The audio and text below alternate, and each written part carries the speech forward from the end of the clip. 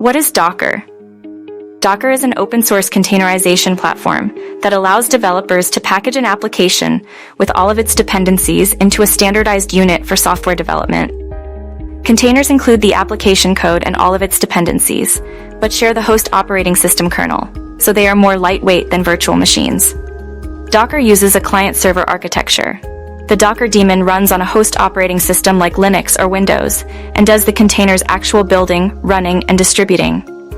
The Docker client interfaces with the daemon through CLI or REST API to give commands and configuration. Docker's container-based platform is essential for DevOps because it enables fast, automated deployment of applications. Containers can be built locally, pushed to a container registry, and then deployed to any infrastructure. The container abstraction significantly eases migrating applications between environments because the container includes all dependencies packaged together with the app.